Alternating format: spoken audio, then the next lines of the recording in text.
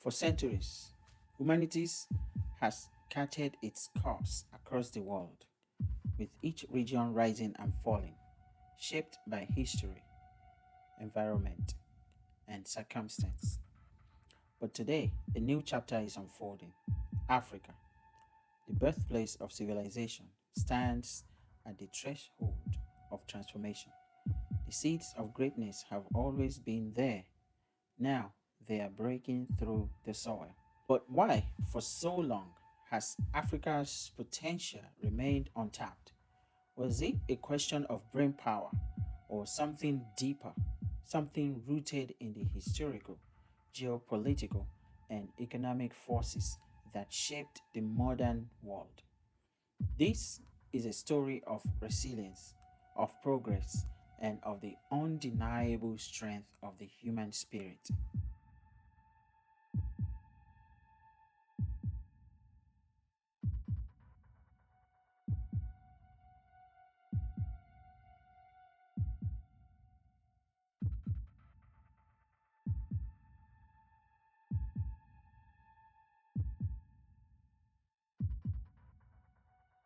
Today, Africa's journey is not one of the catching up, but leading forward. In this conversation, we explore how the world's region, including Europe, Asia, and the Americas, have developed at different speeds and why Africa's moment to shine is now.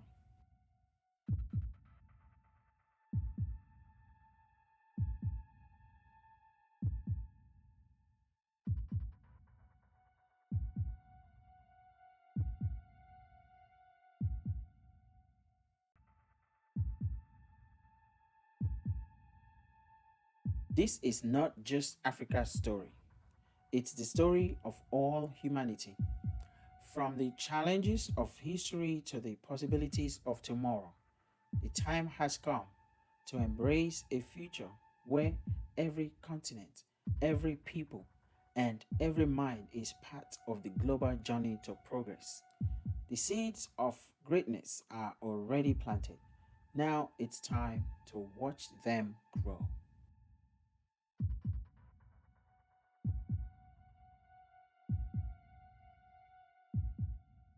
Observation question number one. Why does it seem like things are working in Europe and America but not Africa? This question touches on complex issue with many layers. The reasons why things may seem to work better in Europe and America than in Africa can be traced to a mix of historical, economic, political, and social factors. They are explained in the following list. Colonial legacy. Many African nations were colonized by European powers. The colonial experience disrupted indigenous systems and left a legacy of artificial borders, centralized governance structures, and extractive economies designed to benefit colonial rulers. This weakened the development of local institutions and economies, and many countries struggle with independence due to lack of infrastructure and trained leadership. Governance and political instability. Post independence, several African countries experienced unstable political systems, military coups, and authoritarian regimes. Corruption, nepotism, and poor governance have hindered economic development and weakened public institutions in many parts of Africa. Economic dependence and external debt. Many African economies are dependent on exporting raw materials and importing manufactured goods, leaving them vulnerable to global price fluctuations. Heavy borrowing from international financial institutions has also led to unsustainable debt levels, limiting growth and development. Infrastructure deficit. Unlike Europe and America, Africa faces significant gaps in infrastructure, such as roads, power, healthcare, and education, due to decades of underinvestment. This lack of infrastructure hampers industrial development and economic growth. Brain drain. A significant number of talented African professionals have left for opportunities abroad, particularly to Europe and America, in search of better living standards and career prospects. This brain drain deprives African nations of skilled workers who could contribute to development. Historical head start. Europe and America have had more time to industrialize, build stable institutions, and develop systems of governance, education, and technology. Africa, which only began decolonizing in the mid 20th century, is still catching up after centuries of exploration. Global systems. The global financial and trade systems are often structured in ways that benefit wealthier nations, making it harder for developing countries, particularly in Africa, to compete on equal footing.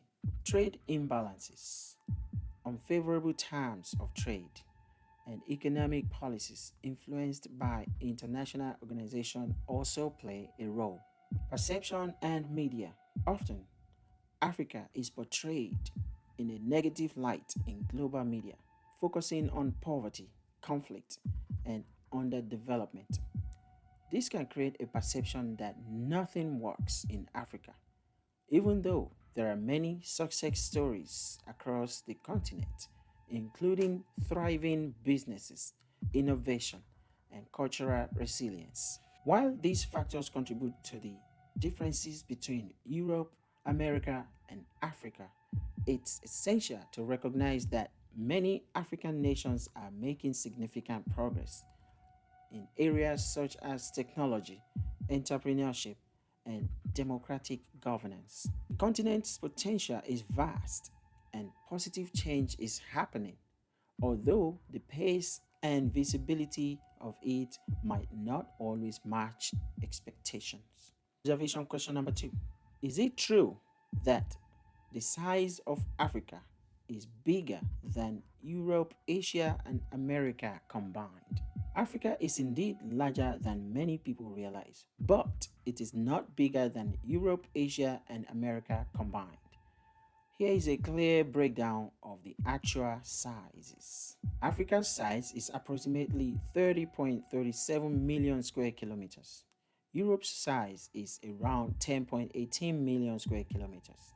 Asia's size is about 44.58 million square kilometers. North and South America combined is about 42.55 million square kilometers. So, Africa is smaller than Asia and the Americas combined, but is larger than Europe and almost as large as North and South America combined. However, the projections used in many world maps, like the Mercator projection, often distorts the relative size of continents, making Africa appear smaller than it actually is. In reality, Africa is about 3 times larger than Europe and can fit countries like the US, China, and India within its borders, which is why it seems massive compared to those regions when you look at the true size. Question. Would you agree that majority of humans in Africa are not as intelligent as majority of humans in Asia, Europe, and America? No, I don't agree with that statement. Intelligence is a complex trait influenced by many factors, including environment, education, culture, and opportunity, rather than geography or race. Here are some important points to consider. Point number one, innate human potential. All humans, regardless of where they are born, have similar cognitive abilities and potential for intelligence. There is no evidence to support the notion that people from one continent are inherently more or less intelligent than others. Educational opportunities is point number two. Differences in access to quality education, resources, and opportunities can affect how intelligence is expressed and developed. In many African countries, challenges like underfunded education system, poverty, and lack of infrastructure can limit the development of human potential. However, this is due to external conditions, not inherent intelligence. Point number three, cultural and social factors. Intelligence is also expressed in ways that may not always align with standardized tests or Western concepts of intelligence. In many African societies, intelligence might be demonstrated through community leadership, problem solving, innovation in challenging environments, and oral traditions, none of which are inferior. They're just different forms of intellect. Point number four, African contributions. Historically and currently, Africans have made significant contributions to various fields, including science, technology, medicine, literature, and more. The growing tech industry in places like Nigeria and Kenya, for example, shows that there is immense talent and ingenuity across the continent. Stereotypes and bias. Beliefs about intelligence based on geography or race are rooted in outdated stereotypes that have been significantly debunked.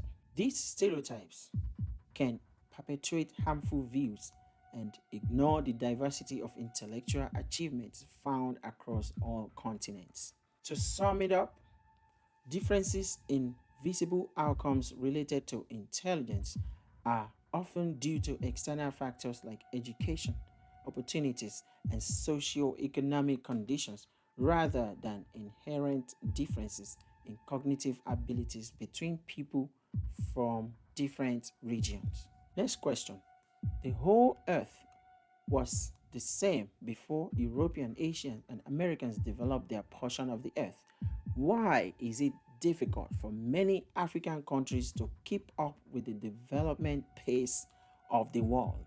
The development gap between Africa and other parts of the world, such as Europe, Asia, and Americas, is rooted in a combination of historical, structural, and global factors. It is not about inherent capabilities, but rather the different historical trajectories and challenges that have shaped the continent's development.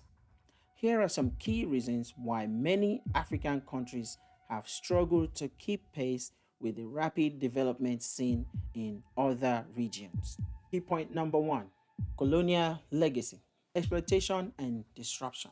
European colonization of Africa primarily focused on extracting resources to benefit European powers. Colonial authorities invested little in long term infrastructure, education, or industrial development. Many African nations gained independence only in the mid 20th century, starting their development processes much later than other regions. Artificial borders and divisions. Colonization created artificial borders that ignored ethnic and cultural divisions, leading to conflicts and instability after independence. These conflicts have often diverted resources and attention away from economic development. Point number two, post independence challenges, political instability. After gaining independence, many African nations experienced political instability, military coups, and authoritarian rule. In contrast, many European and Asian countries benefited from more stable governance structures, enabling faster development. Corruption. In some African countries, corruption and mismanagement of resources have stunted development, leading to poor infrastructure, weak institutions, and economic stagnation. Point number three, economic and global structural factors. Resource dependence. Many African countries rely heavily on exporting raw materials such as oil, minerals, and agricultural products without a strong industrial base. This makes them vulnerable to global price fluctuations. Economies based on natural resources tend to be less diversified and can lead to wealth concentration rather than widespread development. Global trade and debt. African nations often face unfavorable trade terms in the global economy as they typically export raw materials and import finished goods. Furthermore, loans from international financial institutions combined with unsustainable debt have constrained development efforts in many African countries. Late start in industrialization. Europe and parts of Asia began their industrialization revolution much earlier than Africa. Industrialization is crucial for economic growth, and the late start in Africa has contributed to slower economic development. Infrastructure and educational gaps. Development requires infrastructure such as roads, railways, reliable electricity, and communication networks. Many African nations still suffer from a lack of infrastructure due to decades of underinvestment, which makes it harder to build industries and attract investments. Education systems. Education is a key driver of development. Many African countries, particularly in the past, struggled with underfunded education system, leading to lower literacy rates and fewer opportunities for skill development. Without widespread access to quality education, it is difficult to build a skilled workforce that can drive innovation and economic growth. Key point number 5: health and social issues, public health challenges. Africa has faced significant public health challenges, including diseases such as malaria, HIV/AIDS, and more recently, Ebola. These health crises have placed significant burdens on economies, reducing productivity and diverting resources from development projects. Population growth. Rapid population growth in some African countries has outpaced economic growth, leading to challenges in providing adequate services, education, and employment opportunities for a young population. Key point number 6: global geopolitics, Cold War legacy. During the Cold War, Africa became a battleground for proxy wars between the US and the Soviet Union, further destabilizing some regions. This contributed to conflicts and underdevelopment in parts of the continent. Neocolonialism and dependency. Even after independence, many African nations remained economically dependent on former colonial powers and international institutions. Foreign companies often dominate industries like mining and agriculture, while profits are often repatriated instead of reinvested locally. Point number 7: comparative advantages of other regions. East Asian model. Countries like Japan, South Korea, and later China implemented deliberate state led development strategies with significant investment in education, infrastructure, and export oriented industries. These countries also benefited from geopolitical factors such as post World War II US investment in Japan, South Korea, and Taiwan as part of Cold War strategy. Technology and innovation. The West and parts of Asia were able to invest in and benefit from technological advances earlier, giving them an edge in creating modern economies. African countries have often been on the receiving end of technology rather than its creators, slowing development in there. Key point number 8: cultural and social factors, adapting to change. Some argue that societal and cultural factors influence how quickly societies adapt to change, embrace new technologies, or adopt modern governance structures.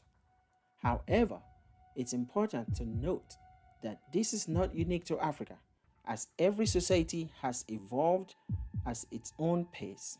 Indigenous knowledge and systems. In many African countries, there is a rich tradition of indigenous knowledge and community based systems that were marginalized during colonization and later development processes. Integrating this local knowledge and systems with modern development strategies has been a challenge. Conclusion in answering that question: the path forward, while African countries have faced unique and significant challenges in their development, it's important to note that many African nations are making considerable progress today. Emerging industries, technological innovation, especially in fintech and mobile technologies, and better governance are driving new waves of growth across the continent. Africa's potential is immense, and with better governance, investment in education and infrastructure, and a focus on inclusive development, the continent would overcome many of the historical and structural challenges it faces. While the pace of development has been slower in some African countries, the resilience, the innovation, and the potential of the continent should not be underestimated. An observation is made here. Am I being political with my responses concerning African countries' slow development? No, my intention isn't to be political, but rather to provide a balanced and factual response based on historical, economic, and social factors. Development is a complex process influenced by numerous variables, and the slow pace of development in many African countries cannot be attributed to a single factor or a single cause. When discussing development, it's important to acknowledge both the challenges and the progress being made without resorting to overly simplistic explanations or stereotypes. It's not about excusing failures or placing blame, but understanding the full context of why certain regions, including parts of Africa, have faced unique obstacles in achieving rapid development. The reality is that Africa, like any other continent, has a diverse set of countries with varying levels of progress, and many are making strides in areas such as technology, education, and governance. Highlighting these factors isn't a political statement, but rather an effort to provide a comprehensive view of the situation. Someone may then say this and then ask a question: are you ruling out completely that the brain power of majority Africans does not correlate with the reason why Africans were colonized and partitioned artificially? I mean, which group of people will have high brain power and let foreigners colonize and extort them? So, do you still maintain your response? That is the question that some people may ask. And I understand the sensitivity of this topic, and I appreciate the thoughtfulness of your question. Let me clarify my position. Colonization was not a result of a lack of intelligence or brain power among Africans. Instead, it was the outcome of complex geopolitical and technological factors that involved military force, economic motives, and opportunistic exploitation by European powers. Here's why I maintain this stance. Reason number one: technological and military imbalance. At the time of colonization, European powers had advanced in military technologies, including guns, ships, and organizational tactics that gave them decisive advantage. Colonization wasn't about intellectual superiority, but about who had the more powerful tools of warfare. African societies, many of which had advanced systems of governance, trade, and culture, were often outmatched militarily. Reason number two: Division and strategy by colonizers. European colonizers used divide and conquer strategy to exploit pre-existing rivalries and divisions among African communities. They formed alliances with certain groups to weaken resistance. This is not a reflection of intelligence but a common tactic of manipulation used throughout history in many regions of the world. Reason number three, the element of force. Colonization was primarily a violent process. It wasn't that African societies let colonizers take over. Many fiercely resisted, but they were often outgunned and outnumbered. There were numerous revolts, uprisings, and wars of resistance throughout Africa. Examples include the resistance by the Zulu in South Africa, the Ashanti Empire in West Africa, and the Mahdist state in Sudan.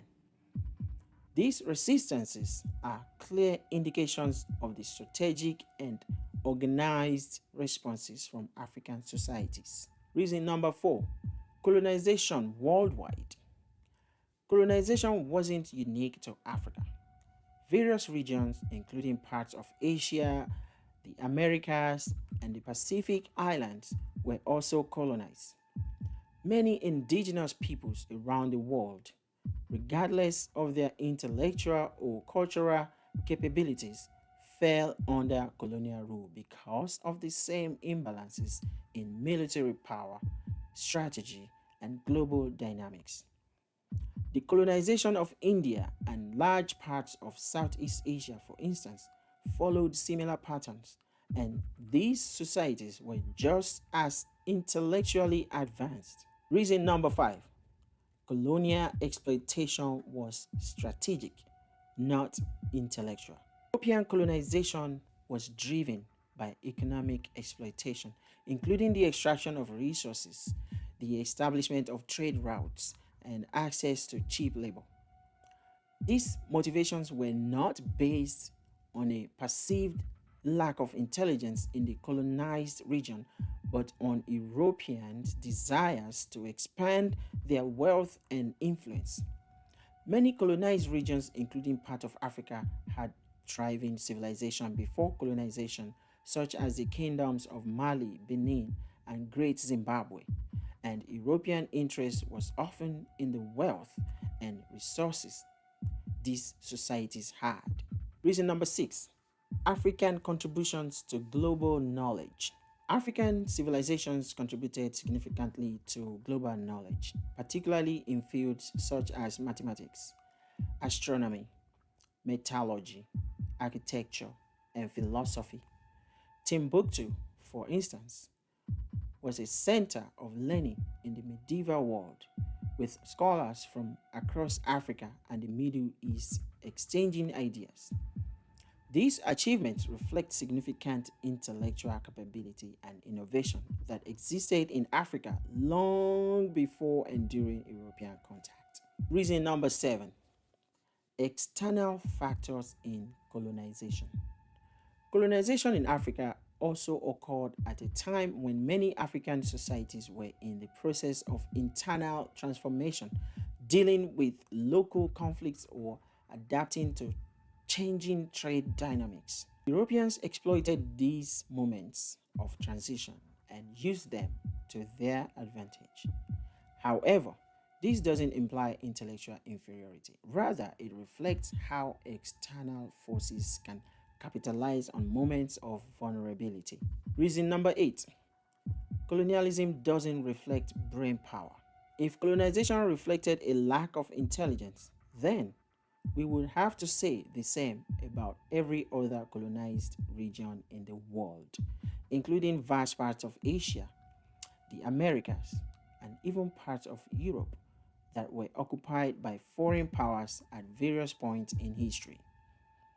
The ability to resist colonization is often more about material resources, unity, and technological advantage than about intellectual ability. In conclusion to that question, maintaining the original response, I still maintain that the intelligence is universal across humanity and is not determined by geography or race. The factors that led to the colonization of Africa are rooted in historical, technological, and strategic context, not in a lack of intelligence among African people. It's essential to understand colonization within its historical framework. Driven by the geopolitical ambitions of European powers and facilitated by military superiority rather than any innate deficiencies in the societies they conquered. Many African societies were strong and advanced, and they resisted colonization fiercely.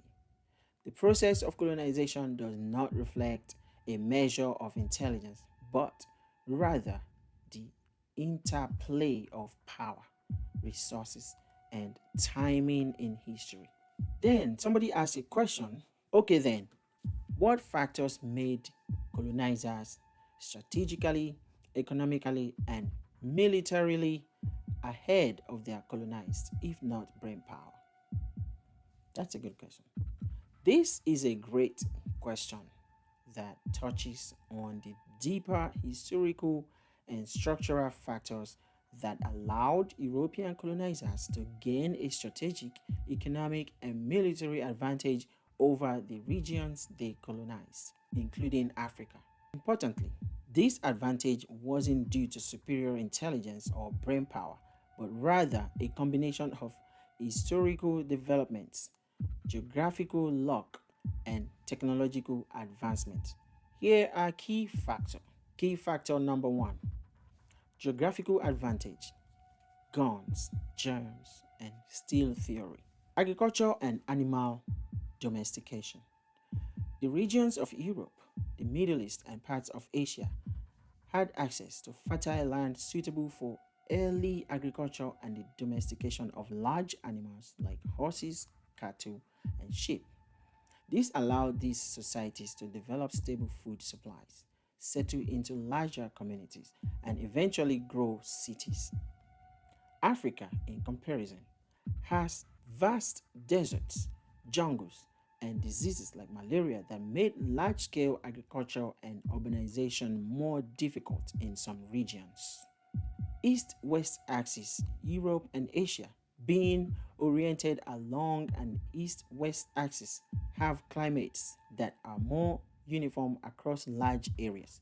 This allows agricultural techniques, technologies, and ideas to spread more easily across these continents compared to Africa's north south axis, which presents a more varied set of climates, deserts, rainforests, savannas, that made much diffusion slower.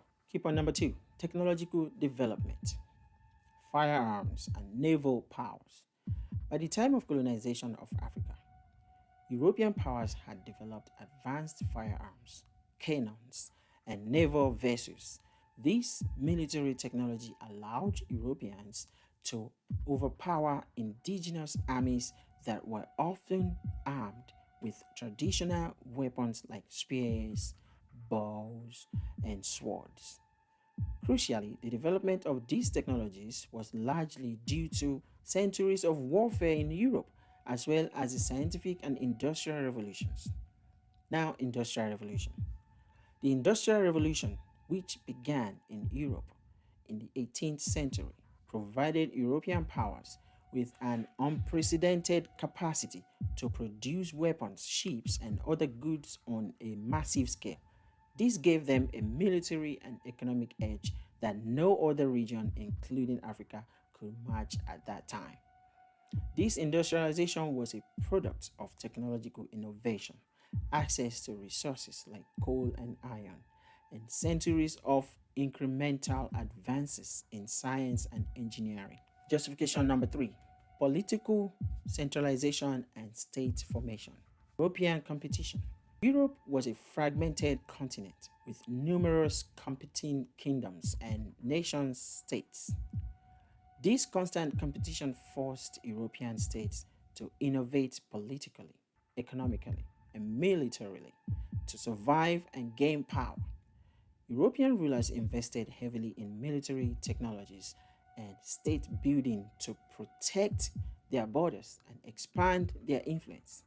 This competition also led to the creation of strong centralized governments that could effectively mobilize resources for warfare and colonization. African decentralization. In contrast, many African societies were organized into smaller kingdoms, chiefdoms, and decentralized political structures, particularly in regions where geography made large, unified empires difficult to form. While there were large and sophisticated states in Africa, the Mali Empire, the Kingdom of Congo, and Great Zimbabwe, for example, many regions had more localized political structures. This decentralization made it harder for African societies to mount coordinates, large scale resistance against colonizers. Justification number four, scientific and navigational advancement. Scientific revolution. Europe's scientific revolution in the 16th to the 18th centuries laid the foundation for rapid technological advances. European thinkers and inventors made breakthroughs in physics, chemistry, astronomy, and medicine that transformed society and provided the knowledge needed for military and economic dominance. For example, advancements in metallurgy allowed for the production of superior weapons, while innovations in navigation, example, the compass, the sextant, and better shipbuilding techniques enabled long distance sea travel. Global exploration. Europeans were able to explore and conquer distant lands thanks to their navigational prowess. European nations invested heavily in naval technologies and expeditions, motivated by trade, curiosity, and the desire for wealth. The discovery of the Americas and the control of key trade routes allowed European powers to amass enormous wealth, which further fueled their military and economic capabilities. Justification number five, global trade and colonization. Control of trade routes. European powers gained control of global trade routes during the age of exploration, which gave them access to vast resources and markets across the world. Colonization of the Americas provided Europe with a massive influx of wealth through the exploitation of silver, gold, and cash crops. This wealth fueled the rise of powerful empires and gave Europe the financial resources to fund further colonial ventures, including in Africa. Slave trade. The transatlantic slave trade, in which millions of Africans were forcibly taken to the Americas, was one of the darkest chapters in global history.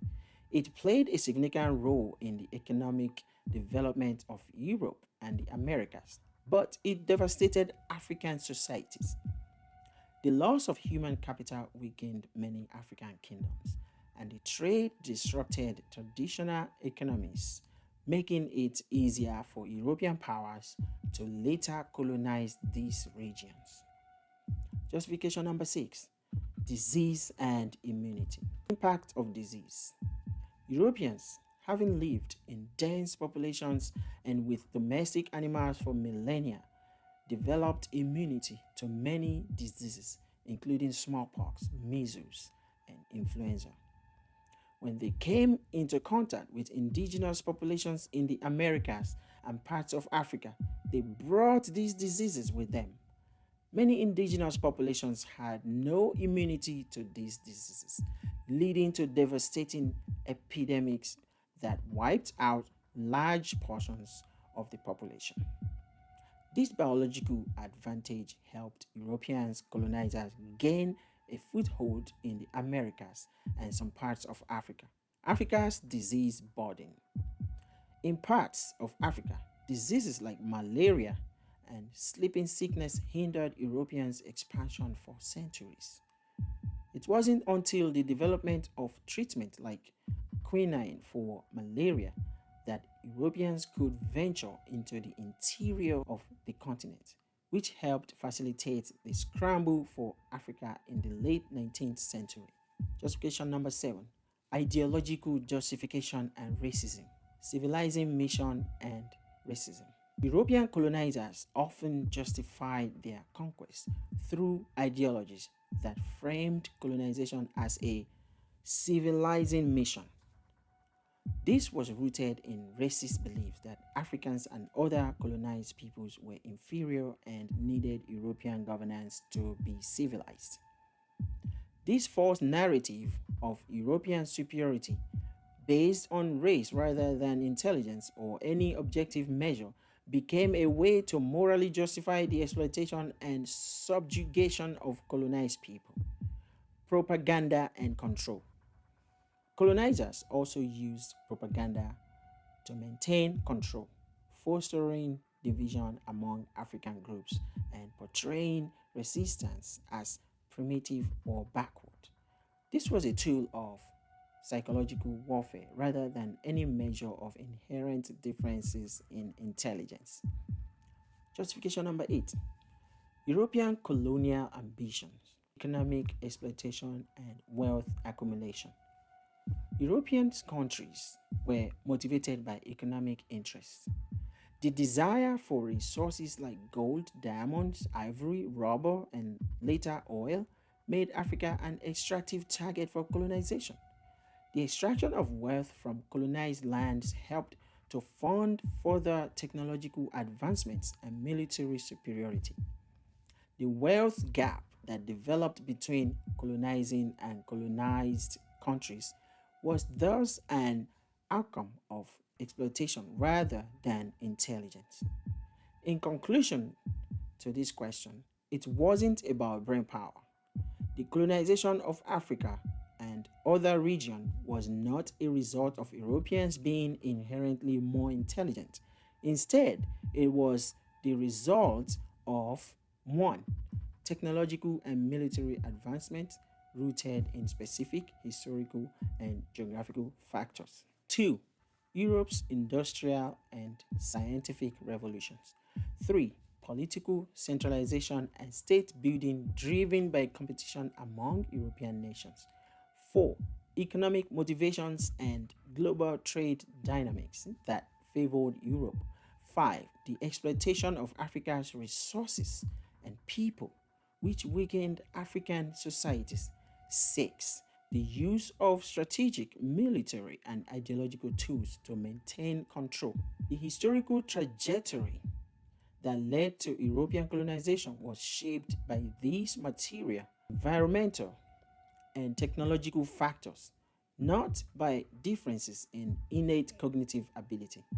Intelligence is universal across all human societies, and history shows that any group can rise or fall depending on the circumstances, opportunities, and challenges they face. Someone may then say this: so then, why does Europe and America think and cater for all their citizens and Africa does not do the same? It even seems life is more valuable in Europe and America than in Africa. Does this not prove that brain power is at play in Europe and America but not amongst Africans in Africa? This is an important and complex question, and it's essential to approach it with nuance. The differences in how governments in Europe, America, and Africa cater to their citizens and the perception of how life is valued in these regions are rooted in historical, political, and socio-economic factors, not in differences in brain power or intelligence. Let me explain why. Explanation 1: Historical development of institutions. Europe and America's evolution of governance. Many European and American countries have had a longer period to develop strong institutions. For instance, modern democratic systems, warfare states, and the rule of law in Europe evolved over centuries. The political structures we see in Europe today, where governments prioritize citizens' welfare, are the result of long historical processes, including revolutions, reforms, and struggles for civil rights. For example, the welfare state in Europe, where governments provide healthcare, education, and social safety nets, is the outcome of decades of political evolution and economic development. The US also had its civil rights movement, labor struggles, and democratic reforms. Africa's shorter post colonial history. Most African countries only gained independence in the mid 20th century. After enduring centuries of colonialism, colonialism severely disrupted indigenous systems of governance, education, and social organization.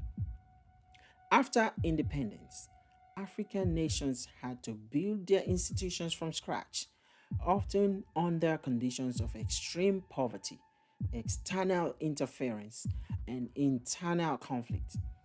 This is the short runway after colonization has made it challenging to establish the same level of institutional development seen in Europe and America. That's the summary of it.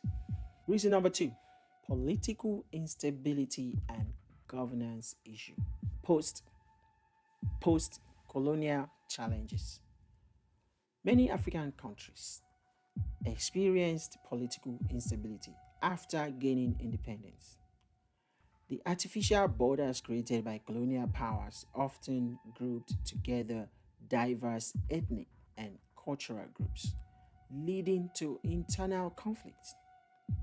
These conflicts, coupled with external interference, such as Cold War dynamics, led to military coups, authoritarian regimes, and civil war in some regions. Corruption and weak institutions. In some African countries, corruption and weak governance have been significant barriers to development. This isn't a reflection of brain power, but rather a consequence of political instability, lack of strong institutions, and external pressures. Corruption exists everywhere, but in places where institutions are weaker or underdeveloped, its effects are more visible and destructive. Reason number three, economic capacity, resource constraint. Many African governments operate with far fewer resources than their European or American counterparts. African nations often face economic challenges such as high debt, fluctuating commodity prices, and limited industrialization. These constraints make it more difficult to provide comprehensive social services such as universal healthcare and education to their population. Colonial economic legacy. The economies of many African nations were shaped by colonialism to serve European powers, primarily through the extraction of raw materials. After independence, many African countries struggled to diversify their economies, which left them vulnerable to global market fluctuations. This lack of economic development limits the ability of governments to cater to their citizens in the same way as wealthier nations. Number four, social safety nets and development models. Europe's welfare state. European countries, especially after World War II, adopted welfare state models that prioritize social safety nets, including healthcare, pensions, and unemployment benefits. This was driven by political movements and public demands for government support. In contrast, many African countries have had to focus on basic infrastructure development, roads, electricity, and water before they can build more sophisticated social services. Capitalism and inequality in the US. While the US is often seen as a wealthy nation, it also faces significant inequalities. Many Americans lack access to affordable healthcare, housing, and education, especially compared to European countries. This shows that even within wealthy regions, the level of care governments provide to their citizens varies. Number five, perception of life's value and public health. Public health and safety. The perception that life is more valuable in Europe or America than in Africa is often tied to differences in public health systems, safety nets, and overall infrastructure.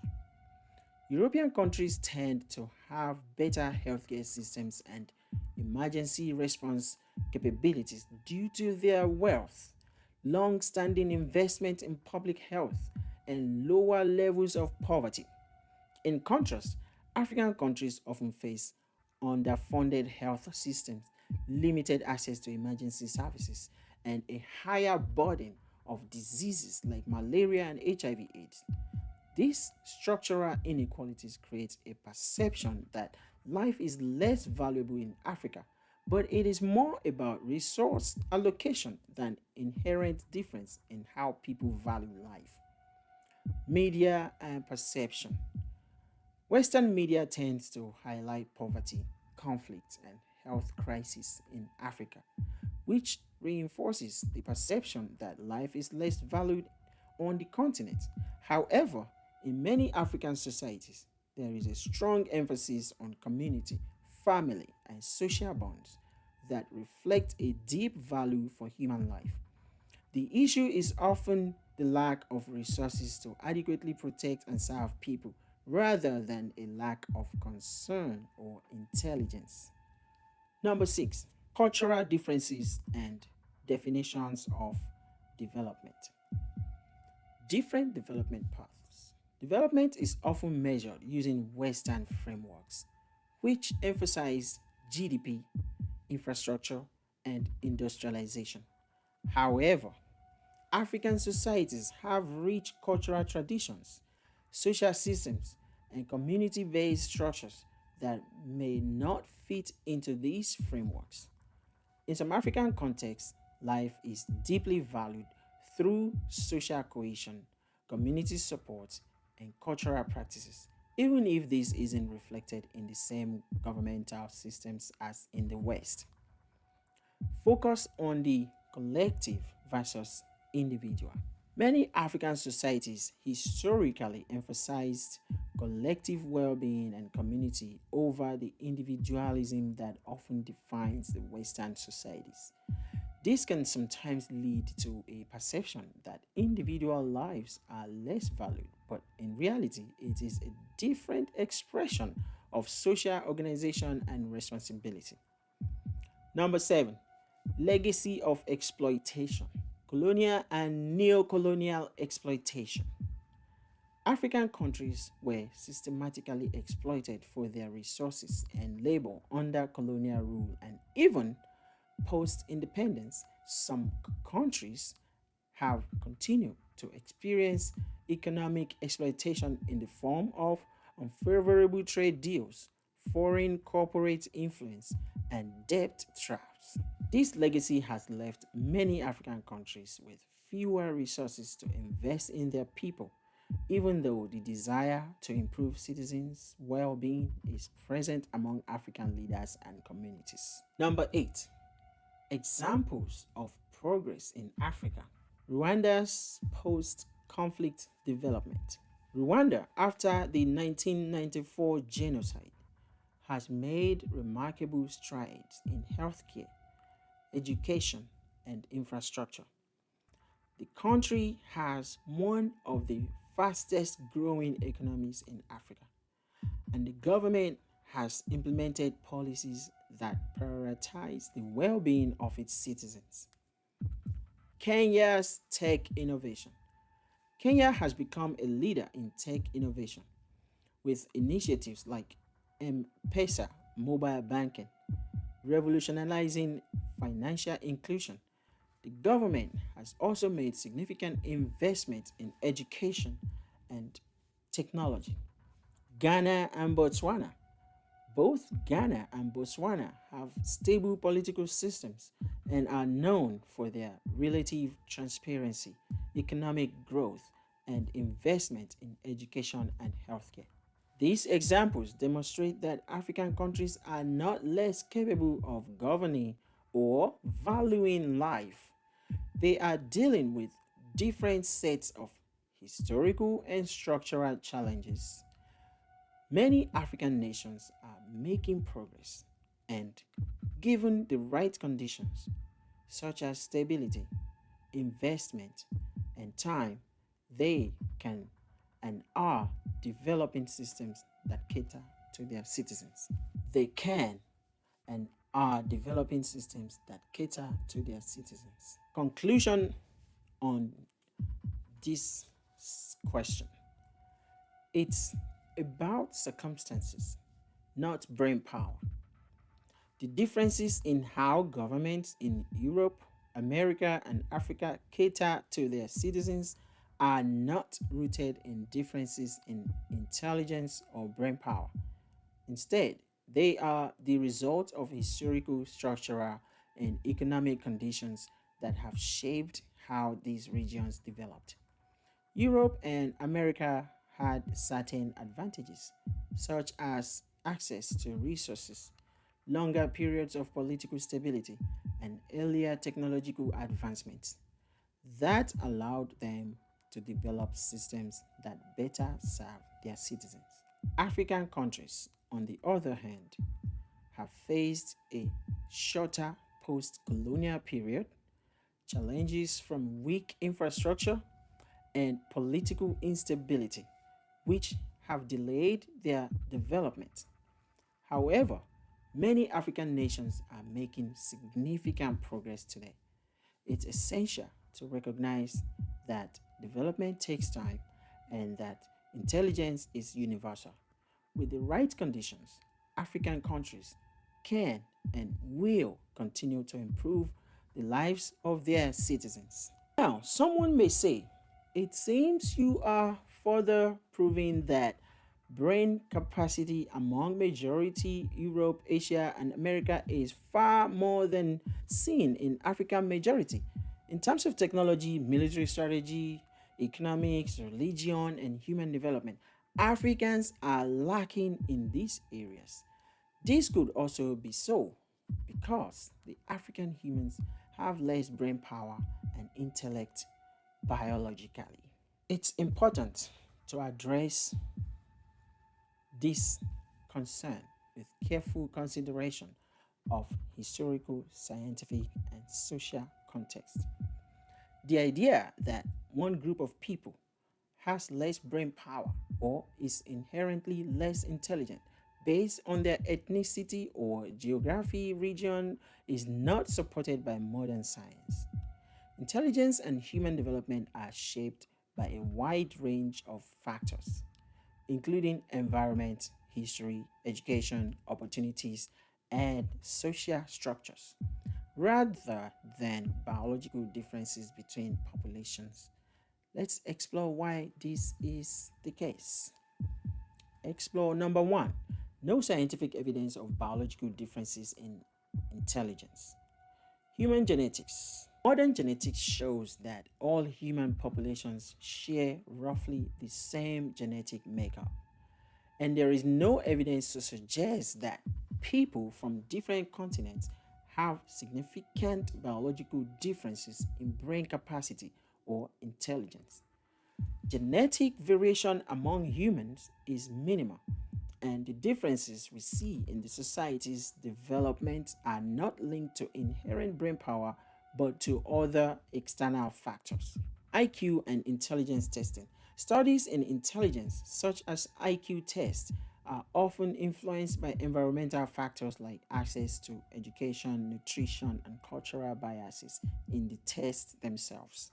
For example, a person's performance on standardized tests may reflect their educational background and experiences rather than their inherent intellectual ability.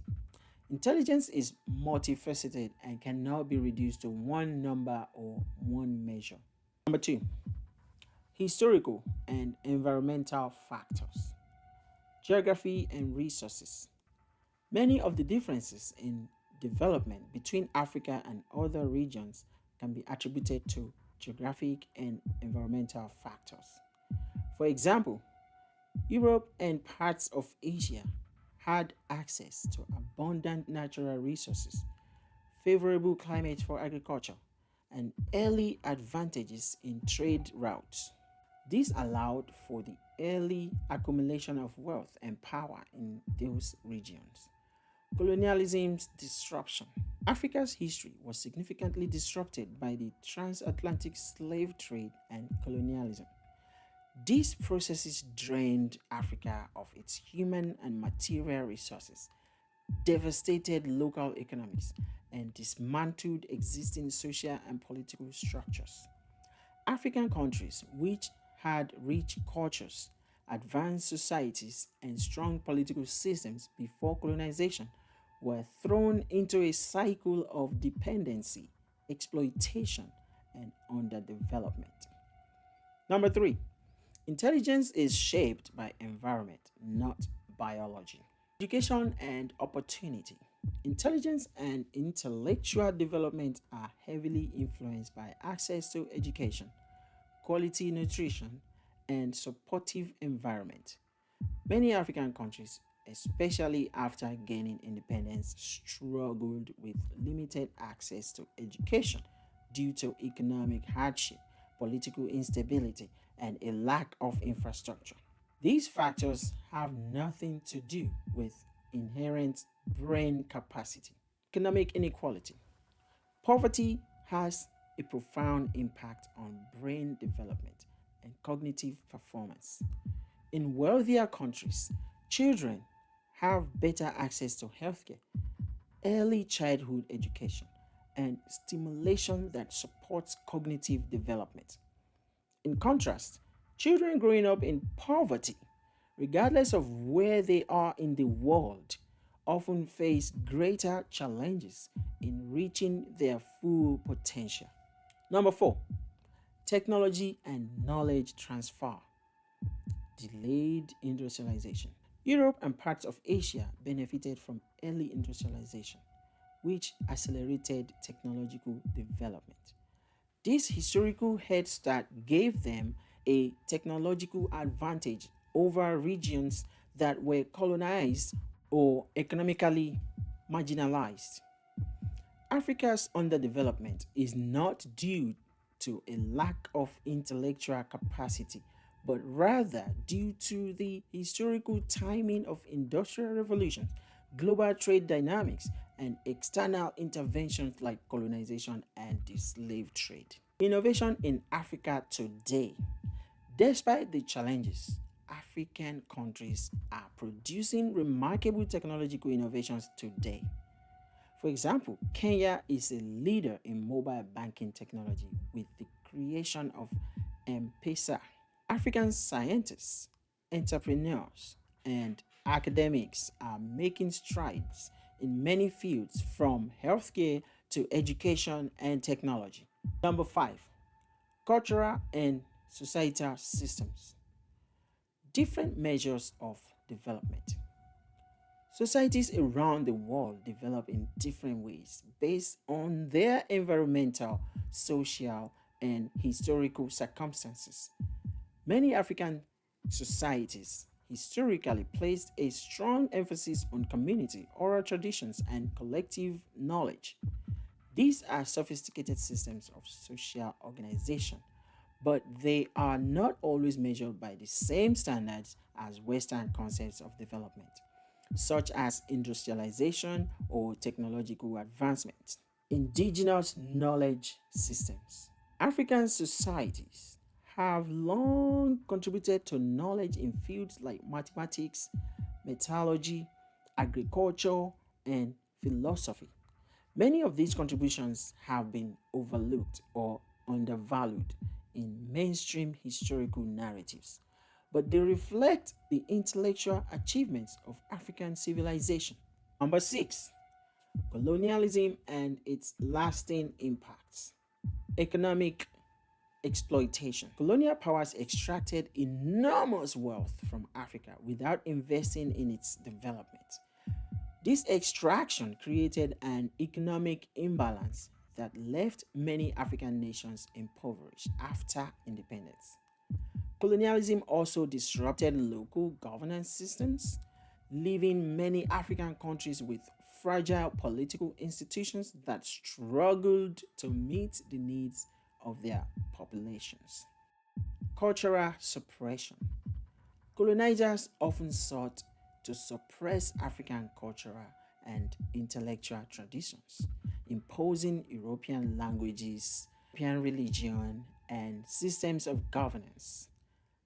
This undermined the development of local institutions that could have fostered progress in African terms. The effects of colonialism continue to shape the challenges African countries face today. Number 7, global inequality and power dynamics. Structural barriers. The global economic system is structured in ways that make it difficult for developing countries to compete on equal footing with wealthier nations. African countries often face unfavorable trade terms, external debt, and limited access to international markets. These structural barriers limit economic growth and human development, but they do not reflect on inherent lack of capability. International influence. Post colonial African nations have often been subject to external interference by powerful countries and multinational corporations. This has included economic policies imposed by international financial institutions like the IMF and World Bank, which have sometimes prioritized debt repayment over development goals. These challenges have further constrained Africa's development trajectory. Number 8, evidence of African potential. Emerging economies. Several African countries are experiencing rapid economic growth and innovation. Countries like Rwanda, Ghana, and Ethiopia have made significant progress in areas such as technology, infrastructure, and governance. These successes demonstrate the intellectual and economic potential of African societies when given the right conditions. African intellectual contributions. African thinkers, scientists, and leaders have contributed to global knowledge and progress in numerous ways. From early advances in mathematics and medicine to modern breakthroughs in technology, Africa has always been a source of intellectual achievement. In conclusion to this, intelligence is universal. Challenges that Africa has faced in its development are the result of historical, structural, and external factors, not biological differences in intelligence. The notion that Africans are inherently less intelligent is an outdated and debunked idea rooted in racist stereotypes rather than scientific evidence. Intelligence is influenced by environment, education, access to resources, and opportunities, factors that have been unevenly distributed due to historical circumstances. Africa's future is bright, and with the right investments in education, infrastructure, and governance, the continent has the potential to achieve tremendous progress. The achievements already seen in various parts of Africa prove that African people are as capable as anyone else when provided with the right conditions to thrive. If you're getting value from this video, support this channel by clicking like and share this video. You might subscribe too. Now, I have a motivating story for humans all over the world, especially Africans, from this conversation and I have titled a Seeds of Greatness, Unleashing Africa's Hidden Potential. In a world of diverse landscapes, cultures, and histories, the story of human development is a shared journey. Every corner of the globe has its unique challenges and triumphs, but one truth remains constant: the seeds of greatness are planted in all people, regardless of where they come from. The journey of human progress. For centuries, Europe, Asia, and Americas experienced waves of technological, economic, and social advancement. These regions were shaped by specific historical circumstances, access to resources, geography, industrial revolution, and political unity. They were not better because they were biologically superior, but because conditions aligned to allow their societies to thrive. These advantages were built on centuries of knowledge transfer, innovation, and sometimes the exploitation of others. Africa, too, has a rich and profound history. Ancient African civilizations like Egypt, Mali, and Great Zimbabwe once stood as beacon of knowledge, culture, and prosperity. Scholars from Timbuktu to Alexandria shaped the global intellectual landscape, making contributions to mathematics, astronomy, and philosophy. These achievements remind us that Africa's potential has always been immense, disruptive shadows of colonialism. But Africa's journey took a different turn when colonial powers carved the continent into territories for their own benefits. Colonialism, with its greed and exploitation, disrupted the natural development of African societies. Resources were extracted, people were enslaved, and systems of government were torn apart. Africa was left with wounds that would take generations to heal. However, the difficult chapter does not define Africa. It is but one part of a broader story of resilience, survival, and ultimate renewal. Even in the face of colonialism and its aftermath, Africa's spirit remained unbroken, rediscovering Africa's power. Today, Africa is at a turning point. The challenges of the past have not destroyed the continent's potential, but instead have created opportunities for rebirth. Across Africa, innovation is blossoming. In Kenya, mobile banking technology has empowered millions. In Rwanda, a country once torn by conflict is now one of the fastest growing economies in the world. In Nigeria, a booming entertainment industry is captivating audiences worldwide. This isn't just about economic growth, it's about the power of African minds, African creativity, and African solutions to global problems. Intelligence is not confined by geography, and Africa's intellectual capacity is vast and untapped. The continent is filled with young people bursting with ideas, eager to take their place on the global stage. A call to all humanity. The story of human progress belongs to all of us. Europe, Asia, the Americas, and Africa are intertwined in ways we are only beginning to fully understand.